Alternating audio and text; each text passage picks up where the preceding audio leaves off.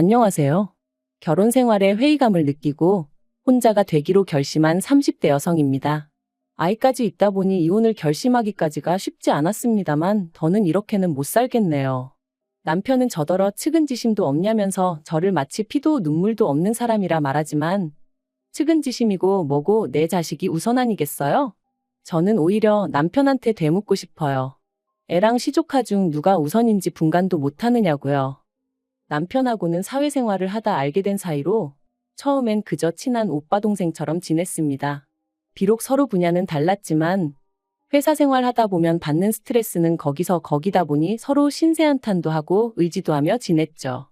사는 곳도 멀지 않아서 이따금씩 만나 맥주 한잔 하는 정도의 편한 사이로 말해요. 그런데 그렇게 지낸 지 몇 년이 흘러 제 나이 30, 남편 나이 32이 되었을 때 남편이 뜬금없이 결혼 전제로 한번 만나보자더라고요. 처음엔 생각지도 못한 남편의 말에 당황스럽기도 하고 한편으론 날 뭘로 보고 저런 소리를 하나 싶어서 기분이 좋지만은 않았어요. 그래서 장난치지 말라니까 진심이라며 한번 생각해 보라나요? 그리고 저는 일주일 동안 고민한 끝에 그러자 했습니다. 솔직히 결혼 전제라고 해도 아니다 싶으면 헤어지면 되는 거지 얼마나 큰일 나는 것도 아니다 싶었거든요. 게다가 곰곰이 되짚어보니 그래도 사람이 성실하고 한결같다는 점 그리고 저를 포함한 주변 사람들한테 잘하는 점이 마음에 들기도 했고요. 한편 알고 지낸 세월이 있다 보니 갑자기 사귀기로 했다고 해서 뭐가 크게 달라지진 않았어요. 그렇다고 서운했냐 하면 그것도 아니었죠. 오히려 다른 연인들하고 비교했을 때 알아가는 과정에 있어 서로 부딪히거나 오해 살 행동을 한다거나 그런 일이 없어서 편했거든요. 그런데 사귄 지 1년쯤 되던 해, 그러니까 제 스스로 남편에 대해선 모르는 게 없다 싶어지던 그 무렵, 남편 입에서 상상하지도 못한 이야기가 흘러나왔습니다. 남편에게 누나, 그러니까 신우가 있었더라고요. 처음 알게 된 순간부터 그날까지 한 번도 신우에 대해서는 얘기한 적이 없었어요. 이따금씩 부모님하고 어디 간다, 밥 먹는다 뭐 이런 이야기는 했었어도 말이죠. 심지어 저는 아래로 남동생이 있다 보니 제 동생에 대해 이야기를 한 적도 있었는데 그러면 보통 듣는 사람도 자기 형제자매 이야기를 한 번쯤은 할 수도 있잖아요. 그런데 그런 일도 없었어요. 그래서 저는 막연히 남편이 외동일 거라고 믿고 있었던 것 같아요. 나름대로 확신을 했던지라 남편에게 따로 물어볼 생각조차 못했던 거죠. 그런데 뜬금없이 남편에게 누나가 있다니까 제가 얼마나 황당했겠어요? 남편더러 왜 말을 안 했냐 했습니다. 사이가 아무리 안 좋아도 그렇지 어떻게 지나가는 말로도 한 번 안 할 수가 있냐. 그러자 남편이 말하길 죽었다는 거예요. 신우 나이 22살에 안 좋은 선택을 했다고요. 하지만 남편이 꺼낸 충격적인 이야기는 거기서 끝이 아니었습니다. 신우는 20살의 남자를 만나 바로 아이를 낳았는데 이후 그 남자는 소리 소문 없이 사라졌고 졸지에 신우 혼자 그 아이를 키우게 되었다나요. 그리고 그 당시만 하더라도 시부모님 두 분 다 그런 신우를 없는 자식이다 생각하고 등지고 사셨다는 거였죠. 하지만 신우가 하루아침에 세상을 그렇게 떠났고 그러니 외손주인 아이를 어디다 보낼 수도 없어서 결국 시부모님이 데려와 키우기 시작하셨다대요. 그래서 제가 그럼 그 아이가 지금은 어디 있냐 하니까 시부모님하고 같이 살고 있답니다. 그동안 부모님과 어디 간다 뭐 한다 할 때마다 실은 그 시조카도 있었다면서요. 솔직히 그 이야기를 듣는 동안 제 심정은 어떻게 표현해야 할지 모르겠네요. 뭔가 현실감이 없었달까요? 하지만 당장에 제가 나서서 이러쿵저러쿵 할 일이 아니었기에 그저 남편의 가슴 아픈 가족사 정도로 받아들였고 이후로는 저도 자주는 아니지만 나름대로 그 조카를 챙겨주게 되었어요. 데이트를 마치고 집으로 들어가는 남편에게 하다못해 케이크라도 하나 들려보내게 되고 지금 생각해보면 그렇게까지 할 필요는 없었던 것 같은데 아예 몰랐으면 모를까 듣고 나니까 가만히 있기도 뭐했거든요. 그리고 또 다음 데이트 때 만나면 조카가 너무 좋아하더라 시부모님이 제 마음씨에 감동하신 눈치더라에 대니 나름대로 뭐랄까 인정을 받는 기분이었죠. 그래서 조금씩 더 신경을 쓰게 되고 차라리 남편이 이런 거 안 해도 된다고 말이라도 해줬더라면 저도 적당한 선에서 접었을지도 모르는데 말해요.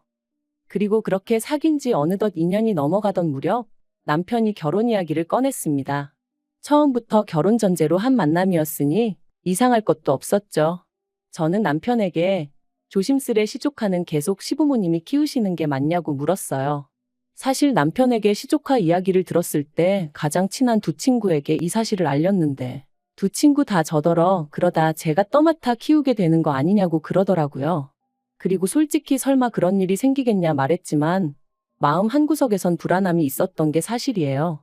아닌 게 아니라 남편이 이따금씩 입버릇처럼 시조카가 곧 사춘기라 그런지 시부모님보단 자기를 더 따르는 것 같다고 했었거든요. 그리고 그럴 때마다 저는 그저 잘해줘 하고 말긴 했지만 막상 남편하고 제가 결혼하고 나면 그때는 시조카를 어디까지 받아줘야 하나 싶기도 하고 시부모님 입장에서도 시조카 일이라면 저희한테 의지하려고 하시진 않을까 하는 걱정도 들고 나름대로 고민이 많았답니다. 그래서 남편이 결혼 이야기를 꺼냈을 때 좀 껄끄러운 주제긴 해도 확실히 짚고 넘어가야겠다 싶었네요. 그리고 제 질문에 대해 남편은 정말 단호하게 제가 생각하는 그런 일은 없을 거라 잘랐습니다. 처음부터 시부모님이 책임지겠다 하셨고 자기는 그저 시부모님의 아들이자 시조카의 삼촌으로서 신경을 써주는 것뿐이라며 저한테까지 그런 걸 기대하지도 않고 그런 부담을 주지도 않을 거라대요. 여담이지만 남편의 태도가 어찌나 단호하던지 안심이 되면서도 동시에 저렇게 칼 같은 구석이 있었나 싶더라니까요. 아무튼 그래서 남편의 말만 믿고 결혼을 진행했습니다. 친정 부모님도 저와 같은 걱정을 하시는 눈치시긴 했지만 남편이 아니라고 하니 더는 뭐라 추궁하지 않으셨고요. 그런데 문제는 저희가 식을 올리고 얼마 지나지 않았을 무렵이었습니다. 하루는 어머님이 연락도 없이 저희 집에 오셨는데 시조카랑 함께더라고요. 그래서 제가 무슨 일로 오셨냐니까 날씨도 좋고 주말인데 저희더러 시조카 데리고 어디 놀러 좀 다녀오라는 거예요. 당황스러웠지만 곧바로 죄송하다. 저희 부부끼리 선약이 있다 말씀드렸습니다. 거짓말이 아니라 그날 오후에 지인 부부랑 식사를 하기로 되어 있었거든요. 그런데 그때 남편이 시조카더러 어디 가고 싶은 데라도 있는 거냐며 물었고 그러자 시조카가 자기 친구들은 다 가봤는데 자기만 못 가봤다며 집에서 좋게 2시간은 걸릴 곳에 있는 키즈카페를 얘기하대요. 무슨 초등학생이 키즈카페를 찾아다니나 싶었지만 어쨌든 미안한데 거긴 너무 멀어서 오늘 못 간다 했습니다. 그랬더니 세상에 애가 저를 째려보더라고요. 그러면서 한다는 말이 제가 외숙모한테 가자고 한 거 아니잖아요 하는데 어이가 없었죠. 그리고 애가 그러면 어머님이라도 나서서 뭐라고 한마디 하셔야 하잖아요. 그런데 어머님은 못 들은 척하고 계셨어요. 그래서 제가 남편을 쳐다보고는 안 된다고 했더니 남편이 애가 얼마나 가고 싶으면 어머님까지 대동하고 와서는 저러겠냐며 그러지 말고 오늘 약속 장소에는 저 혼자 다녀오면 안 되겠냐대요. 그리고 그런 남편의 말에 저도 너무 화가 나서 그러라고 그러곤 차키를 챙겼어요. 그랬더니 남편이 차는 자기가 써야 된다면서 저더러 지하철 타고 가라는데 화가 얼마나 나던지 그래서 제가 내 차거든 하고 소리를 질렀습니다. 그랬더니 이번엔 어머님이 저더러 너는 심보가 왜 그러냐? 애를 상대로 유치하게 그러시더라고요. 너무 화가 났어요. 짜증도 났고요. 애가 예의가 있는 것 같지도 않지. 그렇다고 어머님이나 남편이 저한테 미안해하는 것 같지도 않지. 그 누구도 제 기분은 아랑곳하지 않는데 왜 제가 무조건 받아줘야 하는 건지 이해할 수가 없었죠. 하지만 이런 일은 이때뿐만이 아니었습니다. 초등학생 시조카 생일을 축하해줘야 한다고 저희가 시댁에 내려가야 하는 것도 황당했는데 가서는 저랑 상의도 없이 애 손에 떡하니 30만 원을 쥐어주더라고요. 그리고 애는 고맙다는 말 대신 외숙모는 저 아무것도 안 주냐고 묻대요. 그래서 응 삼촌이랑 나는 한 세트야 했더니 아 어이없어 그러고는 짜증을 내는데 마음 같아선 정말 한 대 딱 때렸으면 좋겠더라니까요. 한편 그러다 제가 임신을 했고 시조카도 어느덧 중학교에 들어갔어요. 제가 임신을 하니 시조카를 향한 남편의 관심도 어느 정도는 사그라드는 듯 했고요. 그런데 그때부터 시조카가 저희 남편한테 집착을 한다는 게 느껴졌습니다. 하루가 멀다 하고 자기가 삼촌한테 상의할 게 있다며 문자고 전화고 어지간히 해댔거든요. 그리고 남편은 지금 한창 부모가 그리울 땐데 부모가 없으니 자기한테 그러는 것 같다며 모진 소리를 못하겠다 했죠. 그뿐만이 아니었습니다. 자기 와이프는 배가 불러오는 와중에도 한 푼이라도 더 벌어보겠다고 회사에 나가고 그래서 쉬는 날이라곤 주말밖에 없었는데 그런 와이프는 나 몰라라 하고는 시조카 밥이라도 한 끼 사주고 와야 마음이 편하겠다며 주말이면 시댁에 다녀오기 일쑤였어요. 오죽하면 보다 못한 저희 친정부모님이 저희 남편더러 지금 누굴 먼저 챙겨야 되는지 판단이 안 서느냐고 화를 내실 정도였다니까요. 하지만 욕을 먹어도 그때뿐이었지요. 시조카가 시부모님과는 이야기하기 싫다며 방문을 걸어 잠그면 시부모님은 또 안절부절 못하고 저희 남편을 불러대셨고, 그러면 남편은 그걸 모른 척하지 못했으니까요. 그래도 시간은 흘러 저는 딸아이를 낳았고, 이때부터는 정말 시조카가 악마로 보일 정도였습니다. 시부모님을 어떻게 구워 삶은 건지 이 핑계 저 핑계를 대가며 어떻게든 저희 부부를 한 달에 2번은 시댁에 내려오게끔 만들었고, 시부모님과 남편의 관심이 저희 애에게 향하기라도 하면 어찌나 저희 애를 노려보던지 해코지라도 할까 싶어 저는 한순간도 저희 애한테서 눈을 뗄 수가 없었어요. 게다가 매번 자기가 이게 먹고 싶네 저게 먹고 싶네 해서 애를 데려가기도 참으로 난감한 식당만 골라대질 않나. 차에 탈 때도 보란듯이 지가 앞자리를 차지하고 앉아서는 저희 남편하고 둘이서만 조잘조잘. 저는 뒷자리에서 빽빽 울어대는 애만 끌어안고 이게 뭐하는 짓인가 싶은 기분이었거든요. 남편은 시조카가 그러는 게 사람 정이 그리워서 그러는 거라지만 그것도 정도가 있어야지. 왜 그 정을 내 남편한테서만 찾는 건지 미치고 팔짝 뛰겠더라고요. 그래서 결국 올해 초 제가 남편한테 시조카랑 거리를 두라 했습니다. 언제까지 우리가 시조카한테 끌려다닐 수도 없고, 나는 당신의 관심과 사랑이 온전히 우리 애에게 향하기를 바란다고. 요즘 나는 나 혼자 애 낳고 나 혼자 애 키우는 기분이라고 정말 매달리듯 하소연을 했어요. 그런데 남편의 반응이 어떻게 한순간에 나 몰라라 하냐입니다. 그러면서 이렇게 해주는 것도 얼마 안 남았다고, 더 머리 커지고 친구들 생기고 하면 이렇게 손 깔 일 없다며 저더러 좀만 참으라대요. 하지만 남편이 하는 말이 제 귀에는 애 낳고 3살까지가 제일 힘든 시기라는데 그때까지 저 혼자 애 키우라는 소리로밖엔 안 들렸어요. 그래서 제가 남편더러 시조카 아빠 할 건지 우리 애 아빠 할 건지 선택하라 했습니다. 그랬더니 남편이 한숨을 쉬었다가 소리를 질렀다가 말 그대로 미친 사람처럼 포효를 하더군요. 그리고는 제 앞에서 마치 시위하듯 어머님한테 전화를 걸어서는 자기는 이제 죽을 때까지 시조카랑 못 보고 산다며 그런 줄 아시라고 아주 쌩난리를 치는데 기도 안 차더라고요.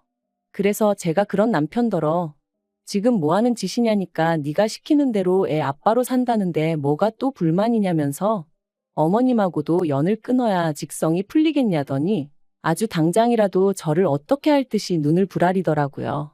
그리고 그런 남편의 눈빛을 보고 있자니 내가 이렇게까지 이 인간하고 살아야 되나 그런 생각이 딱 들었죠. 그래서 그렇게 괴로우면 그냥 가서 시조카나 품고 살라 했어요.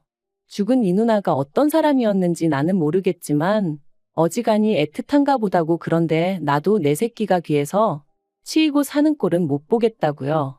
그리고는 막말로 내가 애랑 시조카랑 우선순위도 분간 못하는 껍데기랑 살아서 뭐 하겠냐.